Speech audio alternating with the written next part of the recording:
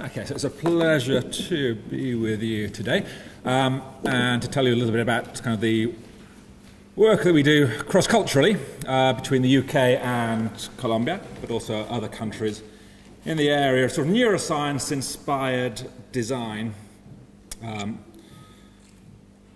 This is kind of a topic that I teach quite a lot in Colombia, in Javeriana, but also Los Andes and Nacional and elsewhere. And what I see in Colombia is a lot of interest in the kind of the new sciences of innovation, really. So things like neuromarketing. Perhaps the country with the third highest number of Google hits for neuromarketing is in fact Colombia, rather than anywhere else. So hinting at the interest in the country in these new sciences, be it neuromarketing, be it behavioral economics, that are really changing the way that many businesses operate, think about innovation. And I think in the years to come, it has to be the case that whatever product or service you're trying to sell, either at home or abroad, you really need to know much more about the mind of the consumer or your collaborators than just what they say. And that's kind of the area that we play in, thinking about the mind of the consumer. You'll see here kind of it's neuroscience inspired, meaning we're going to take the latest insights from the brain science and apply them, but apply them in ways that any company, big or small, can utilize to answer their own questions. And maybe there aren't so many of these brain scanners available for industry or innovation in Colombia at the moment, I think. And I see when I'm teaching in Colombia just how much enthusiasm there is within the university system of students wanting to say, where can I go, where can I study neuromarketing? I can see how exciting it is and how potentially relevant it is to the future I foresee for myself, but where are the courses? And being such a new area, in fact, in many parts of the world, as yet, I find it hard to recommend anywhere. And yet I can start seeing neuromarketing courses are making an appearance in Colombia. And from my work with the students on the courses, some of the courses there, what I see is a lot of enthusiasm, a lot of new startup companies who are sort of willing to take the chance and try some of the techniques that are coming out of the brain sciences for their business. Kind of an openness to these new sciences of innovation that many other better established companies in other parts of the world struggle a little bit more to get their hands around or to try out.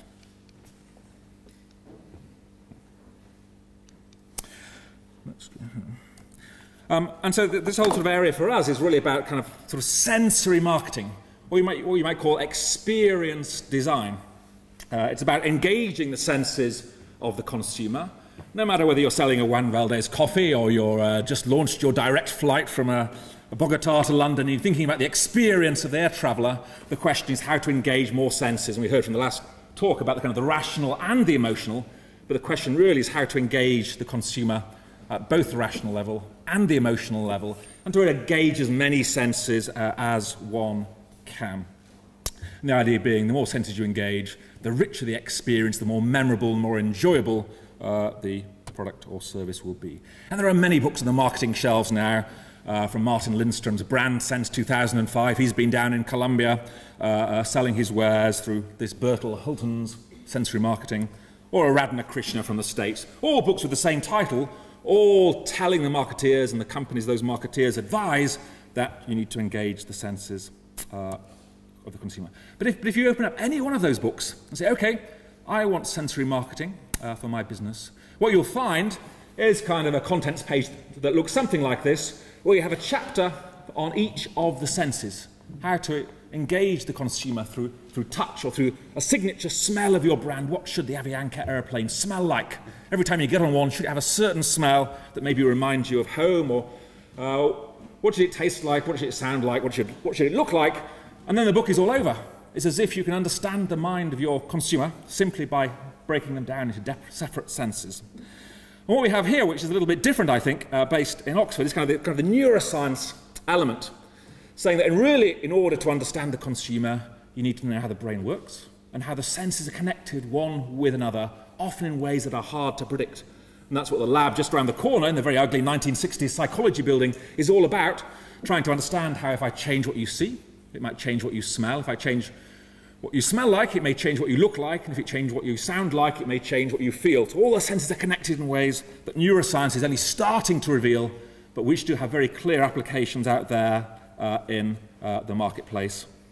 Something that I think there's a lot of opportunity for applying those insights in Colombia. And probably it's a good time to be talking about this. Colombia in Oxford, given that the UK just arrived in Colombia yesterday night, I think. Charles and Camilla over there trying to foster relations. Unfortunately, the Daily Mail, they're quite fond of Colombia. They have, every week or so they have an article about Colombia that I tell my wife about what's going on. Often it plays to the stereotypes of the drugs and abuse and so on. But anyway, I couldn't really... This was the Daily Mail last week. I sort of thought about whether I should put it in or not. Colombian design. It did make a splash around the world, I believe. The Daily Mail was most amused. The idea is, whatever it is you're trying to design to build, a little bit of help from the neuroscience, behavioural economics, sensory marketing might help avoid some of the pitfalls that one might otherwise not want to have made. And I'll focus not so much on the designing of Lycra, but more on the marketplace. When I wander around the supermarkets and the stores and the tiendas in Bogota, where I spend much of my time, then every product on the shelf is kind of an experiment waiting to be done, of good design, of bad design, of marketeers trying to communicate with their consumers. And there are some shockers that to me are just as shocking as the women's Lycra I showed you a moment ago. This, for example, we work a lot on packaging form. This, what is it, Colombia's national drink, aguardiente. But that image model, that package, what does it say to people? And to me, that is exactly the same image model that says kiddies fruit drink. And if you try to put alcoholic beverage in a package like that and sell it in Australia, it would be banned. Because the image model is such a powerful part of our experience of products. And is it any wonder you think that Colombia supposedly has something of a drinks problem?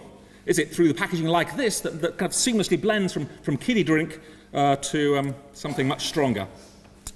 And beyond that, just the raw form of packages on the shelf, let's take another example that I'm quite fond of. Again, now I've got two different brands of the aguardiente, one with sugar and one without. Without sugar, with a round circle on the front on the right, and with sugar on the left. And to us, and to kind of experiments we do in the lab in Oxford, that we do in Colombia, in the psychology departments there, and that we do online, those shapes are kind of the wrong way around, because most people think sweet is round. So really the labels should be put the other way around, and we have tests to demonstrate, should the makers of aguardiente ever want to know, or change their packaging, how they might communicate with their consumers a little more effectively. So there's just a couple of examples where I think the design is wrong in the marketplace, and there's opportunity for innovation to enhance the communication with the consumer. There are other kind of cases there where even if you've got the design right in the Colombian marketplace, the question is how you can translate that to a global marketplace, an increasingly global marketplace. And there's kind of problems every company will face. So here I've just got a little teaser of two drinks that, to the Colombians in the audience, I guess your mind should be thinking one thing, and if we had anybody from Scotland here, you'd be thinking something quite different. So these are just soft drinks now, non-alcoholic. We have the Colombiana on the left, and Scotland's favourite brews of Tizer or Iron Brew on the right. And what you see is exactly the same colour, but it means completely different things in terms of flavour profile or expectations to the consumers in the two countries. And we do online tests with flavour producers like Givaudan, Firmenich, Quest, Takasago, to show how you'd have real problems selling that drink in the UK to British consumers whose mind would immediately, on seeing the colour, think about Iron Brew or Tizer. And when they tasted the lovely taste of Colombiana, it just wouldn't be right. And that kind of disconfirmation of expectations is something we can identify in our in-lab or online type of research. And it's kind of important. Well, my other favourite example is this one. So my parents-in-law sometimes come to visit to the UK, and they're fond of potato chips.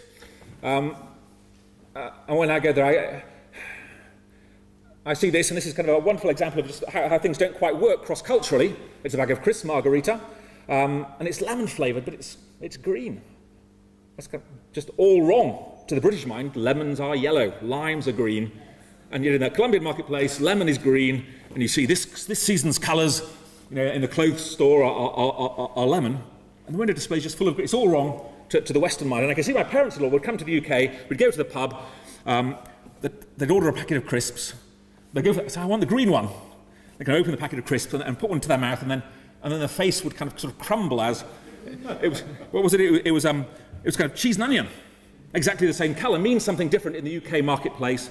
Again, a problem of converting the meaning of packaging moulds, colour information, shapes. And these are problems that face any big company, but one certainly that one can see playing out just as on a stroll through the Colombian kind of marketplace. And this is the sort of problem that we work on in the lab in Oxford, because for us this kind of innovation should be, as Carlos said, about sort of creativity with purpose, but for us it should also be a bit about fun. Otherwise, what's the point of doing it? So together with Carlos Velasco, we've been doing a number of studies. So imagining the purveyors of margaritas did want to start selling crisps in the UK, just what colours should we tell them they ought to use in their packaging? So here we've created some new brand of crisps, Crispy's Crisps, and we can sort of virtually sell those in the UK, in China, in Tsinghua, or in Bogota, and create a whole range of different flavours, and sort of see what sort of colours make sense. And can we find any universal colours that convey the same meaning, no matter whether that packet of crisp is on the shelf in the UK, Colombia, or China? And here from sort of an online test done together, Oxford University with the University of Bogota, together with NeuroSketch as well. So sort of Colombian neuromarketing all together, trying to tackle these, at the moment, hypothetical problems about the marketing of products. And another area in which we work is beyond the sort of the packaging and the presentation of foods and drinks in the supermarkets and stores, but it's really about the high end of food experiences, kind of the molecular gastronomy, if you will, and trying to learn from some of the world's best chefs, kind of the Juan Pablo Montoyas of the kitchen, people like Ferran Adria, Heston Blumenthal, and some of the amazing things they're doing with food, and thinking about how you can take the insights from the creatives of the kitchen and apply them to the corner restaurant, to home dining, or to the marketplace. That's kind of an approach we've championed in a new book on the perfect meal, searching for all these kind of psychological brain science factors that might change the way we experience food. And I suppose it's sort of noticeable in a way that over the last few years, some South American countries have done pretty well in kind of the sort of new Peruvian cuisine is sweeping the world. And sort of question, well, could the same be true of Colombia? Maybe, I don't know. And if so, how would we go about it? I mean, you have all the ingredients that one might want to export to utilise.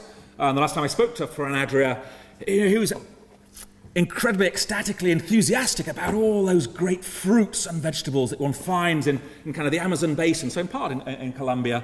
All the things that you might find at Pelocamaro Market. I wander around there.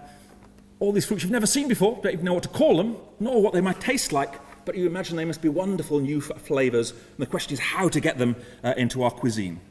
And for this we've been working with a young Franco-Colombian chef, Charles Michel, based in Bogota, who's been on kind of a mission about Colombia, its ingredients and its food. And he says he's got French trained classically in the sort of Paul Bocuse style, traditional French cuisine, but he gets frustrated because he sees all these great ingredients in the markets of Colombia, and yet whenever he tries to present Colombian ingredients, Colombian food, to Colombians, they don't want to eat it. I'd rather have French or Italian, or maybe that new Peruvian sounds good. But Colombian cuisine is something that Colombians don't really seem to want to engage with. And he's been on a mission to try and change the way. I mean, before you start exporting your food products abroad, first be proud of them at home, I guess, is part of the thing. And so his mission is to try and say, how can we take the latest in behavioural economics, in neuromarketing, and apply it in the kitchen to change the way that Colombians think about their food. Now, I'll just give you a couple of examples that have led to research recently published this year. Here we see the chef. Here we see Carlos in the background, smartly dressed as always, and Kandinsky on a plate. 10 plates and 12 Kingston Road of salad that is inspired by Kandinsky's painting 201 hanging in Museum of Modern Art. And here's how the chef plates those ingredients on a canvas. Perhaps you might eat it with a paintbrush. And we've done the research combining the culinary arts with the psychological sciences to show that people will rate that food more highly when it looks like that than when you just toss those ingredients together. And so here, simply by changing the presentation of the food and the name you give to a dish, you can transform the way people react to it, how much they eat, how much they like it. So could we then take Colombian ingredients and give those dishes a French name? Would that be enough to change the way that people think about their foods? Well, there's another one we haven't really worked on properly yet, but sort of Colombian ingredients, lulo there. Again, I guess you have lots of juice stores in Colombia, and one sees lots of potential for export of all these exotic fruit juices to the rest of the world. But again, the Colombians aren't necessarily so fond of their juices. They'd rather have something else, foreign, exotic, exciting. But the chef has some nice insights here that we want to capture in the kind of the scientific approach. But if you take lulo and put it together with, is that rosemary? Not rosemary. I forget which herb it is now. But put it together with a herb and blend it and give it to a Colombian. They will like the taste of that combination. They won't be able to say what it is. It'll be a whole new flavour that combines kind of a Western herb with a Colombian fruit. And again, it's a way of sort of repositioning what people think about their native cuisine. And from there, once we can figure out the ways of naming and presentation of Colombian cuisine, how do we export it abroad? Again, we've just been thinking hypothetically, just imagine you were an exporter of all those exotic Colombian fruit juices, a few of them shown here from an experiment we did at Javeriana a couple of summers ago now, I think. And then when you see those drinks, all of our minds have expectations about what the flavours might be, whether we like them or not. But we identify a problem, which is namely that one of those fruits is the guanabana. Another fruit that you saw there was, again, the lulo. Those names come from wherever they are, but if I had to say to an English person, I've got some lovely guanabana juice, their mind will sort of wander somewhere, expectations about the taste. Is it going to be sweet? Is it going to be sour? So guanabana is going to have lots of rounded speech sounds that will make people think are sweet, but so is lulo. That's got such a round, sweet kind of name that when you get the sharp acidity hit, it's just not what you expect, and we think people will not like it. And hence maybe, if one were to sell lulo juice, one might think about carefully about quite how you describe it, or even would be excused in changing the name. And finally, from the fruits, which are a challenge, but not insurmountable, I think, we come to this. Hormigas culonas. And my wife's from Bogota, a complete neophobe. She hates all new food. She just likes burger and chips, fish and chips, because she's sausage and chips. But the kind of one blip on her culinary radar is this: she loves the flying ants of the Amazon in season. I've been asking the Colombians in the lab, are you an insect-eating culture or not? So if we see what the international food organisations are telling us, we all need to start eating far more insects. And this will be part of our diets in the decades ahead because of their high protein, low kind of low sort of cost in terms of the environment. We should all be eating these insects. And at the moment we're sort of looking for places in the world where they do form part of the diet. Here as kind of a crunchy treat, rather than as a staple food. But that is kind of the project we're using the neuroscience and the behavioural economics on at the moment. How do we take that and turn it into something? When I try and give it to my nieces in the UK, no, you just can't get them to eat it. But there must be a way of taking those initially sort of most disgusting ingredients and using the latest in naming, labelling, packaging, branding, marketing, or the molecular gastronomy. And here's just one example from the kind of the Nordic Food Lab. Again, the creatives of the kitchen taking a chimp stick where we have those ants on a delicious treat that you may pay $20 or $30 for a course at the Noma restaurant in Copenhagen. And we do have batches of bee-brewed ice cream in the freezer at home, ants in the gin. All these things are possible. And I think that for us is kind of a real exciting challenge, how to take those most difficult of ingredients and make them appealing to all in order to reduce our kind of consumption of meat and other things. So hopefully a sense then of why I think sort of this kind of cross-cultural collaboration is great. In part, I think facilitated these days by the internet, by the existence of things like Mechanical Turk and other online resources where we can simultaneously do experiments in Oxford, in Bogota, over the internet, in the lab, and that sort of cross-cultural research sort of forum or space wasn't really there a few years ago, but now it's really a great opportunity to really innovate around food, around drink, around experience design.